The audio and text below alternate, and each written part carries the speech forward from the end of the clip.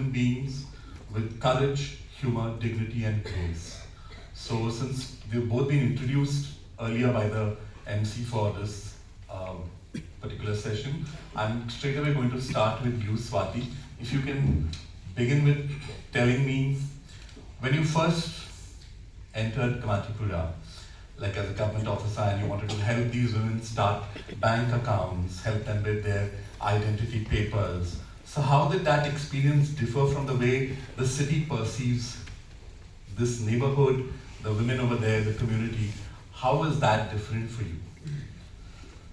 Thank you very much. It's a great opportunity to be here and to launch my book in the Mumbai Litfest, especially for a bureaucrat. Debut author, you can only write by pouring your heart out with words. This question actually I've pondered quite a lot, that how did my view differ? When I entered Kamatipura, I actually entered in the height of COVID, 2020, trying to get the city's postal system working, because my postman and India Post was also listed as a part of emergency services. My job was to keep the logistics, that is the ventilators, the medicines and the money, old age pensions going, which was very difficult because, as you know, most Indians were safe in the lockdowns except the emergency service people. During one of these journeys to see that the offices are open, I stumbled into Kamatipura. So that is my journey into Kamatipura, because Mumbai Central, which was the head post office, is where I went, and I met some of these women who absolutely were hunger-ridden. They did not have money any which ways. They come from a strata that money is a big problem, and then lockdown happens, and you know that is the big, the fringes get hit the first. But I must not act like the savior, because if you see, and I would like to read my prologue itself, that what I felt about Kamatipura, I've written exactly what is the preconceived notion of it. In my prologue, the neon bulb in Rani's tiny claustrophobic room blinked randomly, creating psychedelic patterns on the damaged, dilapidated walls. The mattress was of ancient provenance, with the cloth covered in grime. It had given way in some places, and the cotton stuffing was bursting out, playing hide and seek. There were large stains on the mattress, which gave off a musty smell of human sweat and semen. So you realize that what happened when I first went? Of course, my notions were as anybody was, that Kamatipura is a place one must not venture into. Also, Ashok, since your book has also delved into a similar space, I want to ask you that when you, through Avhan, when you began to undertake these journeys, what did those journeys teach you about trust? And did you also feel in the beginning, like Swati just mentioned, did you feel like an outsider? How did you go about dealing with those feelings? Well, let me answer it another way, and I'll answer your question. Come to it. See, for the last 20 years, it's been really my privilege to have worked with extremely marginalized women of two kinds. One have been sex workers in 6 states, from Manipur, Nagaland to Mysore. And the other is to work today with highly marginalized women. I'm talking about mothers in very far-flung villages of Madhya Pradesh in particular. So what is the similarity between mothers and sex workers? Let me put it this way, I think that they are almost exactly the same. And the reason is this: both sets of women, they all suffer, they all want a better life for their children. They work extremely hard for a living, and they are all under control of some kind of man or men. So if you look at it this way, these are virtual sisters. And because they are so similar, what the idea behind Yantra and behind Avahan is that, can you therefore bring to bear something I learned very closely which is that most of the solutions that go to these women are given by outside agencies, from the World Bank to perhaps even the government. The real answer will come from the women who live with those issues every day. It's obvious. If they live with those problems every day, and they're so similar between these women from these two communities, then they will surely know the root causes of the problems. And if they know the root causes, they will know the solutions. And if they know the solutions, they'll be able to implement the solutions. Now this may sound like theory, but this is exactly what we did in Avahan and we're doing right now. And the power of women is so underestimated in public health. And if we continue the sort of top-down approach, often male-dominated, we're not going to get anywhere. So I don't know whether I answered my question. The short answer is I felt bewildered. I came from McKinsey, which is a place where absurdly you get paid a lot of money to make rich people richer. So when I jumped into this area, I was bewildered. And the only good thing I did was to ask, I don't have a clue what is going on. Can you tell me how to move forward? It really brought us to that next question that I had was, this overused, very fragile word, dignity, which is thrown around very loosely by people very often when you write about communities like these. So both of you write about dignity.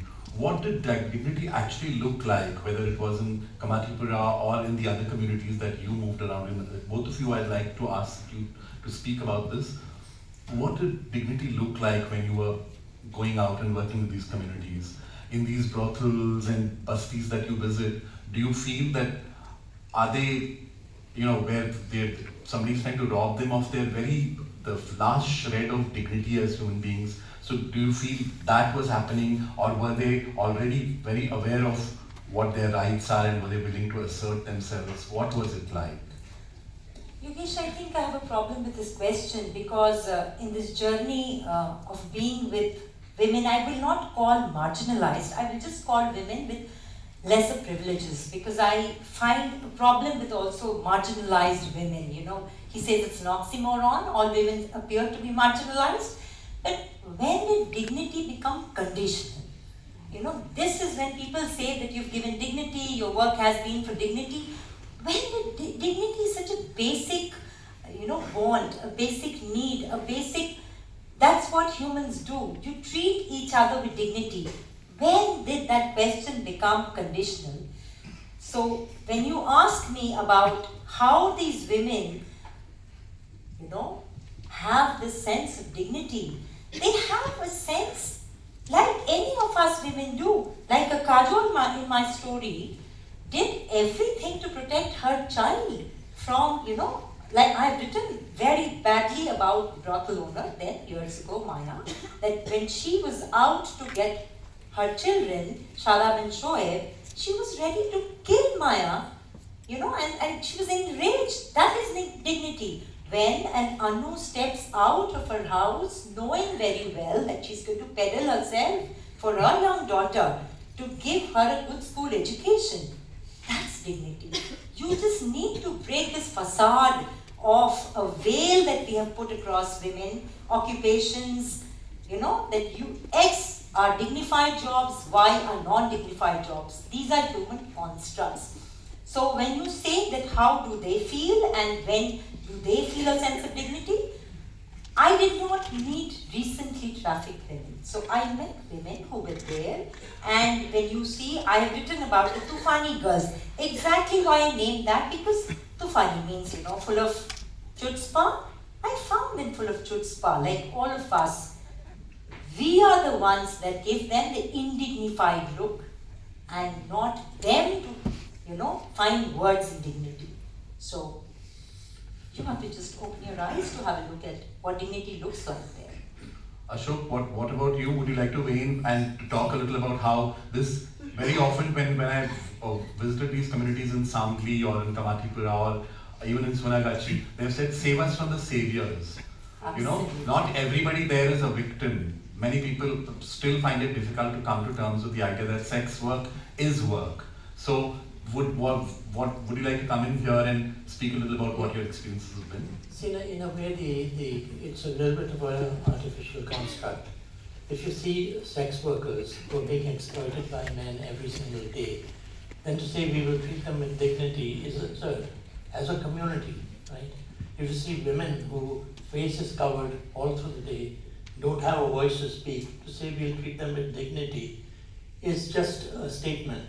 The question really, where do these things get applied? It's as an individual. And specifically, how do men relate to these women? So that's the issue. And I think to treat them with dignity is first to respect that in the case of sex workers, they're following a profession. That's whether they like it or not, they've been put in that position. This is a mother. Can you respect that, and can you just therefore listen carefully to them, to treat them as though they have the solution? That you've not come in with some special knowledge or wisdom that is treating someone with dignity. And if you run a program, this becomes, for some reason, gathers momentum, then you're treating a larger community with dignity. But it's not going to happen overnight, and it's pretentious to say we started working with sex workers with great dignity. Sex workers can size up a man from maybe 30 to 50 feet away. They know who they can trust, they Man can or say. woman, I'd like to correct you. Yeah, man Yeah, or but woman. I'm saying that. Thank you. It's Thank sex you. agnostic. Thank you for correcting me. But they can size up. The women are easy to size up. The man is not. The man at that distance who's coming for a transaction, they can size some. The man who's coming to talk to them, they can size that up too. So I think this is an individual. Yeah, I mean, also in your book, Swati, you introduce us to women like Salma, Appa and Kajul, who you just now mentioned. You've written about them with such respect and tenderness. And how do you navigate the ethical balance between storytelling and responsibility? Sometimes it becomes like a very thin line, and it's very easy to cross over on one side or the other. Especially when, these are not some fictional characters. No. They are very much there. And so, how does this work? I would also like to quickly supplement that with asking you, when the book was out, did you go back to them? Did you speak to them? You want to tell a little about that as well? Let me answer the second question, because when the book came out, in fact, I was asked by Kajol, who has been the tour de force behind this book, and I penned this book when I was going through a very challenging professional time. After 50 years, of age, and after 27 years of service, I was asked to justify how good am I at my job. So that is what we all face. And I thought that I had done it all. I was cocky, I was entitled, because I know you've been asking me that how could I see behind the veil. So about 2 years ago, I was asked to answer this question, that I'm not relevant, maybe, I'm not good enough, maybe, professionally. And in this, preponderance of a very black veil, I again went, because I go very often, and now these girls that I've written about are not just, characters for me. They are real people, etched in flesh and blood. They are, if I can say, friends, if I can say that they've held my hand. So one afternoon when Kajol had cooked for me, and a lot of cooking is there in my book actually, she said that why have you been losing weight and why have you been looking morose? And I said, that you wouldn't understand. And she said, try me. And I gave a brief outline of what's happening. And then she said, you know what, you keep on writing these tiny notes and you tell that you're writing. Why don't you write about us? Us, you, me, her. And the girls were all here. And that's the genesis. So when you say that how did you balance, I think the story just balanced itself, because I was not writing about characters. I was writing about people I had become very close to. I had become very fond of. I related to Anu and Kajol as a mother. I saw in Appa a mother figure, because she would take care of me and she would call me up saying, have you eaten your lunch in time? Because I don't eat lunch in time, and she's very bothered about that. So it just became that they were real flesh and blood people that I was writing about. That they were sex workers, it didn't come to my mind when I was writing about them. The characters wrote themselves, they etched themselves, they spoke for themselves. I was merely the TikTok doing the click on the laptop. That's how they wrote themselves. Ashok, one of my favorite lines from A Stranger Truth is when you write about some of your best teachers and you say that they wore high heels, referring to peer educators and collective leaders. You also write about mothers who were sex workers. What did this teach you about courage and care? And perhaps, did you also pick up a little few things about leadership itself over there? Well, in my book, I have my first book, there's a chapter called Leadership Secrets of the Commercial Sex Worker. Because actually, if you work with sex workers, they have about 7 or 8 characteristics of classic leaders that are made up in corporate India. But the sex workers have to have all of those and 3 or 4 more. So, for example, the question that can you command respect from the rest of your community, the smaller community? Can you, for example, are you very quick with numbers and strategic thinking, and so on and so forth? The sex worker has to have other leadership qualities. One, for example, is to be able to size up a man very quickly. That's very, very important. Otherwise, it can be a very violent relationship that you have. But to also be able to use humor as a method in leadership. So these are all things that sex workers can teach you. And I learned a lot of those. I learned perhaps at a personal level, you can say I learned things like humility and the ability to listen. But the first part of your question was what? What was your question? No, I had asked you about, when you were actually in your book, when you deal with that aspect, what do you actually, did they teach that experience teach you about courage and care and leadership itself? I was asking you. I think the first and the last thing they taught me is humility. You've got to understand, even if you are from McKinsey and Company, I apologize, but you come out of McKinsey an extremely arrogant person because you're taught you're paid a lot of money to solve other people's problems. And so, an incident that comes to me is when I went in front of sex workers for the first time, I said, you have to use a condom, otherwise you'll die. You've got to do this, and I think you should do that.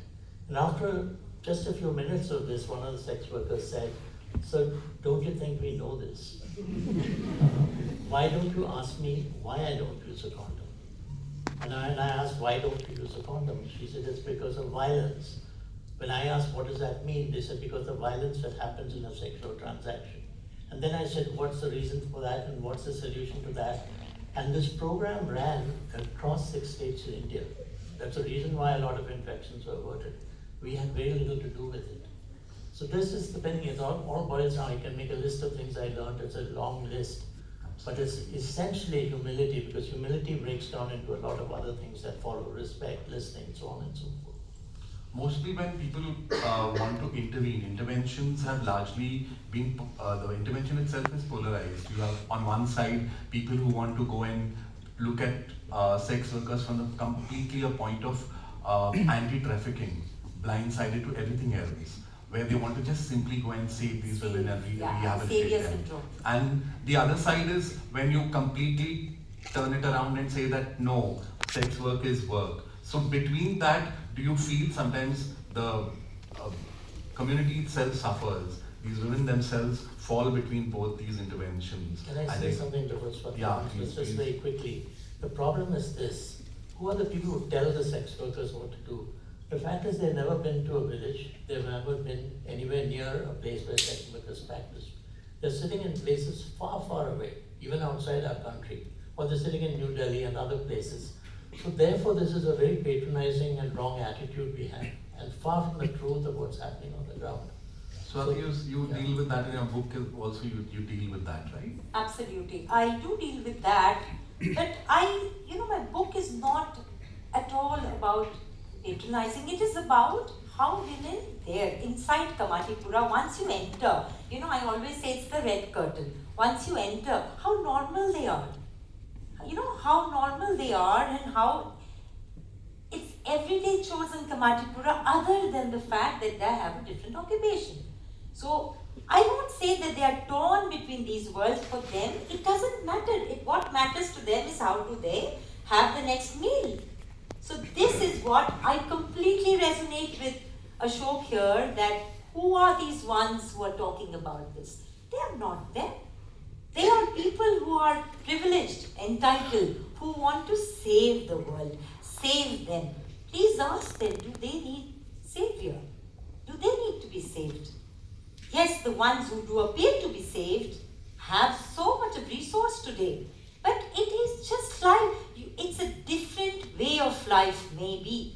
But it is life as usual. Children go to school, mothers are aspirational about the children becoming somebody. That somebody may not be an engineer, a doctor. That somebody may be being a mechanic, being a nurse. That is the only thing that is different. So no, I don't feel that the women themselves feel the pull. I think it's a society, we who sit outside in the fringes, who feel the pull.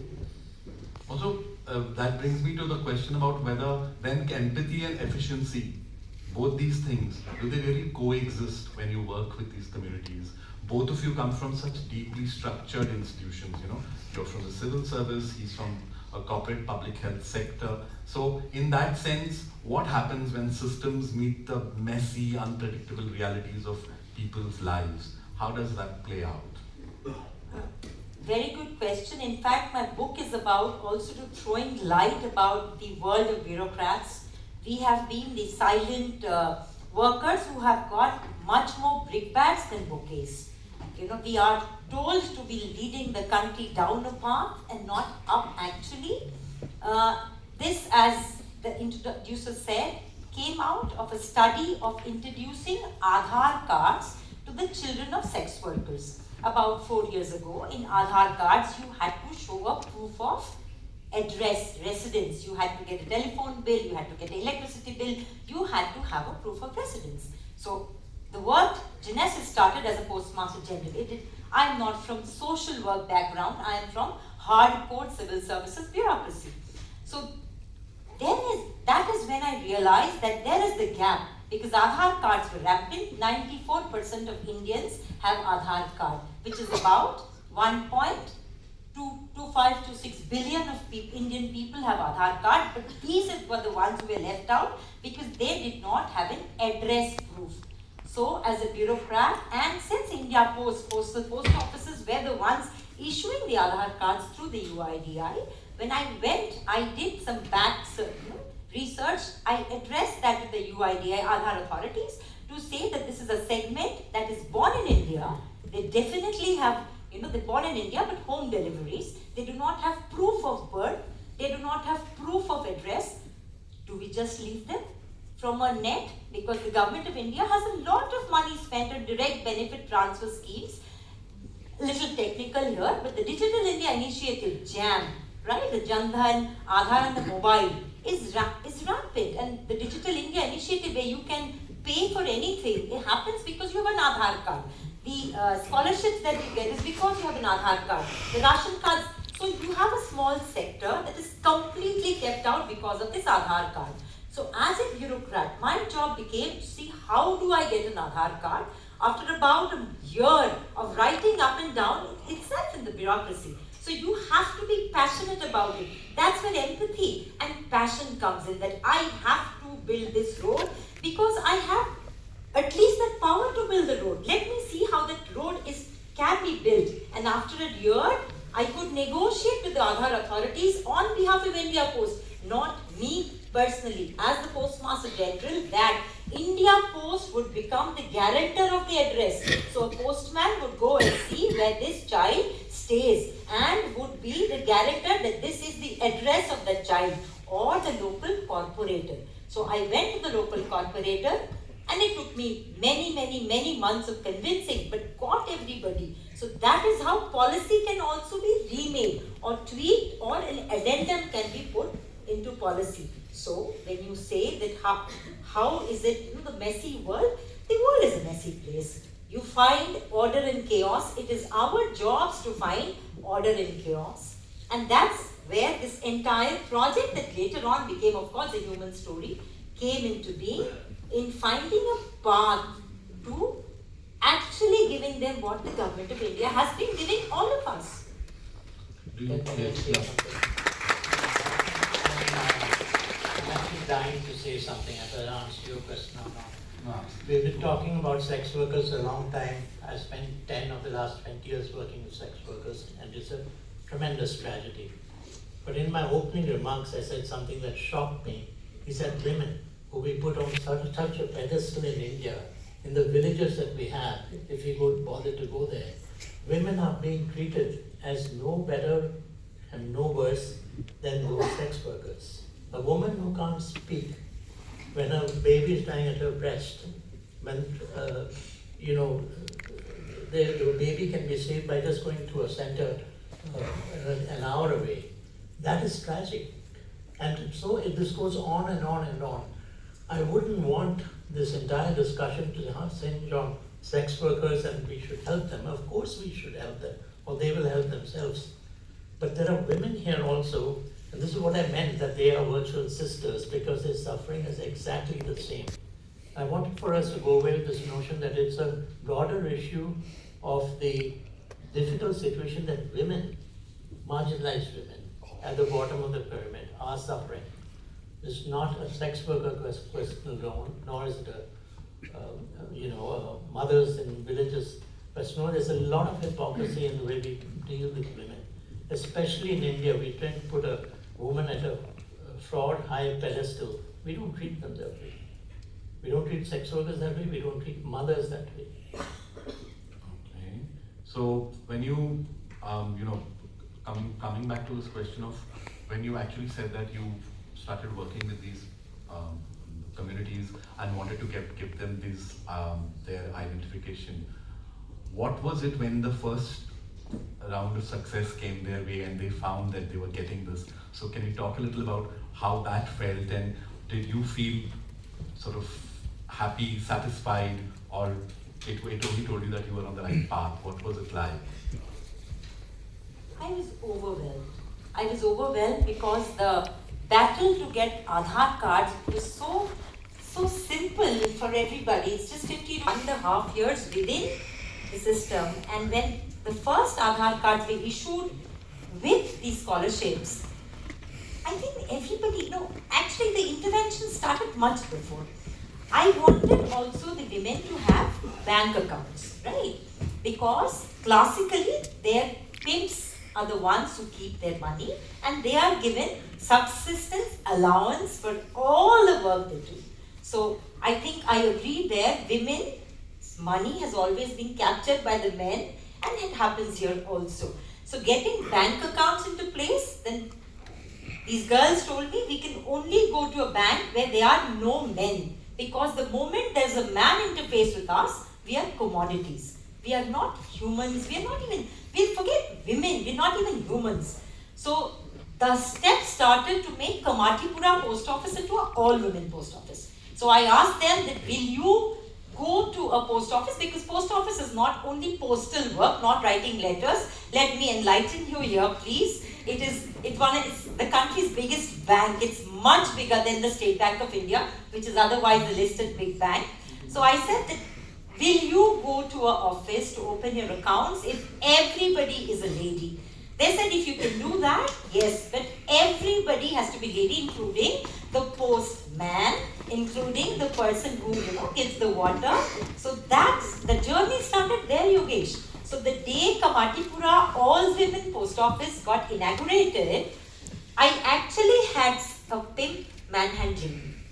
I had somebody, because all my girls had come, my postal employees had come. It was a different journey. How I got the women to actually man the post office, because there's no woman in the post office, right? It's a man the post office. Everything. Postmaster General. I'm not post Mistress General, post Miss General. So let's talk. What are you talking about? Gender justice. There is no justice in the name itself. So that day when everybody was, opening the ribbon cutting, I got heckled by him. And then when the first Aadhaar cards came in, the bank accounts came in, and they said, from today we are going to be the masters or mistresses of our destiny. Chosen this as their profession and who haven't kind of been pushed into it either due to trafficking or poverty.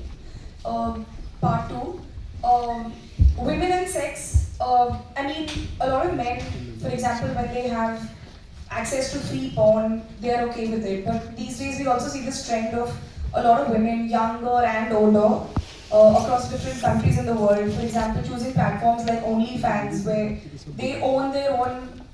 I mean, it is kind of sex work because they're working with their bodies, but they have ownership of it and they are like really shamed for it. But I wanted to know, in the communities that you work, do you know anyone who have chosen this? To understand this, there's a difference between making a choice and having no choice to make. So no woman gets up and says, I want to grow up and be a sex worker, I want to do this or that. It's not a choice. They have no choice to make. They are in that situation because there are no other choices. Now, the trafficking is a different issue. Brothels are 5% of sex work in India. I have worked with housewives who are sex workers. A lot of 75% of sex work is the person standing with a handbag in a bus stop. So there are all kinds of people. You can't say I've made a choice, therefore that's simplifying the whole thing. Those women had no choice, and that's why they ended up as sex workers. And I've seen plenty of them. Can I address? Can I have a name, please? I always like name to a face. I'm Yukato. Yukato. I chose a character in the book who actually chose this because of poverty. So I do not know whether that poverty pushed you to it, because it's a huge statement. But she decided that she had a daughter, she had a husband who had abandoned her, and she was uneducated. And she had heard stories that you could be a bar dancer in Mumbai and you would earn well. So she came to be a bar dancer and then gradually shifted into sex work. So she did not have anybody exploit her for this. And the other girls have been trafficked, picked up at various ages of their lives, sold by their family, friends, husbands, fathers, the usual story. And that's why I chose Anu. Because if I had not done this, what do you think I could have done? Because nothing paid me as much. Her daughter is doing +2, a brilliant student. So that's the irony of the situation for some of these women. Excuse me. Excuse me. No, I would request you to take the follow-ups when the authors interact with. Yeah, we will but be everybody outside. should get We'll a be chance to outside. ask questions. Yes, for Swati. So Swati, because since you come from this bureaucracy and administration background and all as well, so there's a deep-rooted casteism in this as well. I mean, especially there are certain communities, like if I'm pronouncing it right, like Bachata community or certain communities, which are out of the, because of the caste system, they are alienated. So even if the men and women from those communities want to do something else, because of that, kind of prejudices against those castes, I mean, they are not able to do. So is there any development on that, or what are your views on that, especially the casteism part?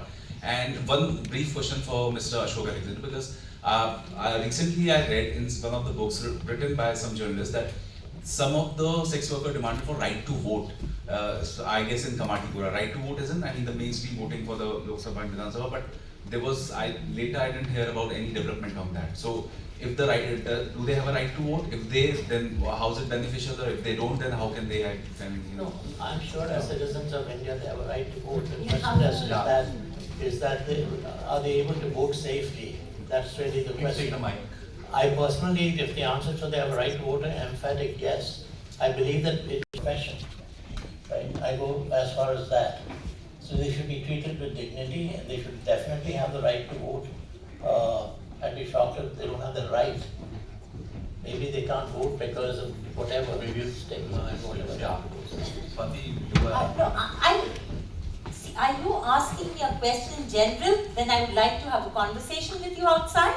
Or are you asking in reference to what I've written? Because I haven't. This book is about, making women visible, taking out this shred of that I don't know these people to at least I'm able to address them. So can we take this conversation outside? Thank you. Yeah, the society is important given they have a lot of resources today. And second is to Mr. Ashok. So like you mentioned about McKinsey, I also come from management consulting. So just one broader question is, like in a lot of these professions, there are a lot of smart people who can solve problems. But there's probably no motivation or no funnel to solve social problems. So like you made the shift. So what can be the motivators policy-wise so that a lot of bright people can move to this side? Thank you. You can't solve a sex worker's problem. It's not about smartness. That's a mistake I made. The smart people are the sex workers. They have to be enabled to solve those problems. That's the way I would look at it.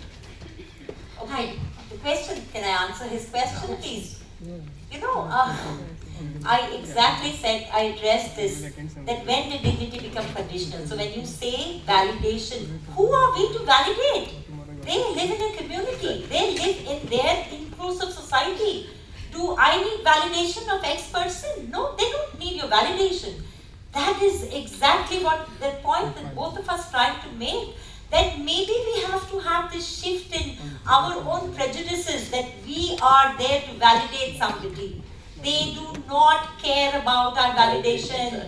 They are not welcoming you into their world.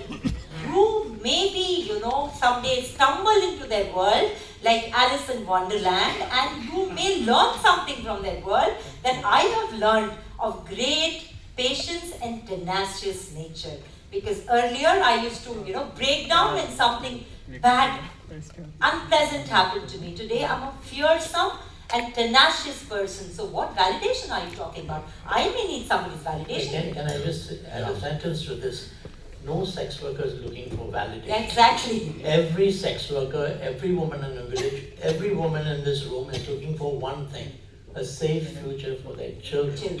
The child is the biggest driving force in a sex worker's life. Everything else translates to that. Validation is, they don't give a damn about validation from us.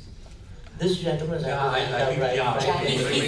long time. For a long I have time. also been waiting. He doesn't have a mic. To you, if prostitution is legalized and the state helps the prostitute, would it be better or not? Because it will give them protection if the state is behind it. Now it's illegal. So the pimps make money illegally, the police make money illegally. So your comment. So firstly, I want to correct you. Okay. It's sex workers. It's a profession that way. I personally, this is a controversial, debatable issue. I am strongly of the view that you should recognize what they do as a profession. They've not chosen that profession, but it's a profession that they are in. If you're part of a profession, you get a lot of the benefits and the recognition that comes in a government system, as opposed to a clandestine thing. But for various reasons, I believe sex work should be recognized, as it is in many countries. But we will never do it in India. We are looking for a very pretentious society in many ways. May I ask think one question, please? I can understand, but we completely